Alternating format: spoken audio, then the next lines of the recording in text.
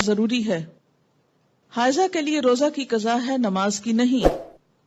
ہمارے یہاں عام طور پر یہ خیال پایا جاتا ہے نا کہ اگر پیریڈز آ بھی جائیں تو روزہ نہیں توڑنا چاہیے اور کچھ کھانا پینا نہیں چاہیے، اس دن کا ہو جاتا ہے. یہ خیال غلط ہے. دوسرا یہ کہ یہ کہا جاتا ہے کہ چلیں اگر نہیں کھائے پیئیں گے تو روزے کا ثواب مل جائے گا. ایسی بھی کوئی بات کہیں نہیں لکھی ہوئی. جب روزہ ہوا ہی نہیں تو ثواب کائے کا ملا؟ ناپاک حالت میں روزہ رکھنے کا یہ ثواب ہے، الٹا گناہ ہے. یعنی ناپاکی میں کس نے روزہ رکھنے کو کہا؟ اور جب روزہ ہی نہیں تو کھانا پینا کیوں حرام کر لیا اپنے اوپر؟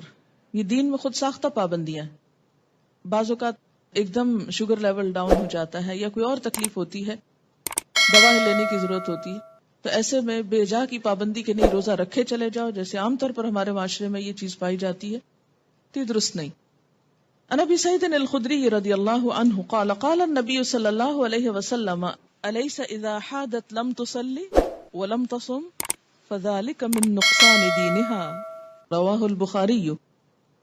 حضرت ابو سعید خدری رضی اللہ عنہ کہتے ہیں کہ نبی اکرم صلی اللہ علیہ وسلم نے فرمایا، کیا ایسا نہیں کہ جب عورت کو حیض آئے تو نہ نماز پڑھ سکتی ہے نہ روزہ رکھ سکتی ہے؟ عورتوں کے دین میں کمی کی یہی وجہ ہے. اسے بخاری نے روایت کیا ہے. یعنی بہرحال جب نماز نہیں پڑھیں گے تو اس کا ثواب تو نہیں نا.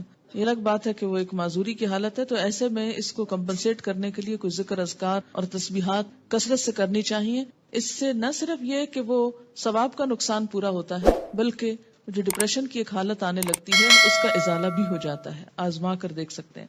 اور نقصان دینہا کے کئی ایک معنی ہیں. یہ جو عربی لفظ ہے نا نقصان دین، نقصان عربی میں کمی کو کہتے ہیں. قرآن پاک میں آپ نے پڑھا نا وَلَنَبْلُوَنَّكُمْ بِشَيْءٍ مِّنَ الْجُوعِ وَنَقْصٍ مِّنَ الْأَمْوَالِ. نقص اردو میں کہتے ہیں خرابی کو. ٹھیک ہے، یہ میں اس لیے یہاں پر واضح کرنا چاہتی ہوں کیونکہ بہت سے لوگ جو ان الفاظ کا صحیح معنی اور روح نہیں سمجھتے، وہ بسا اوقات عورتوں کو پرووک کرتے ہیں یہ کہہ کر دیکھو اسلام نے تمہارے ساتھ کیسی زیادتی کی، اور اسلام میں تو عورت کو کوئی حیثیت ہی نہیں دی گئی، اس کے دین میں بھی نقص بتایا گیا. تو نقص اور نقصان کمی کے لیے ہے، کسی عیب اور خرابی کے لیے نہیں. اب آپ دیکھیے کہ نماز میں تو کمی ہوتی ہے لیکن اس وقت میں جو تکلیف کی یا اذیت کی کیفیت ہوتی ہے اس کا صلہ بھی ملتا ہے کیونکہ اللہ تعالیٰ نے لکھ دیا نا یہ.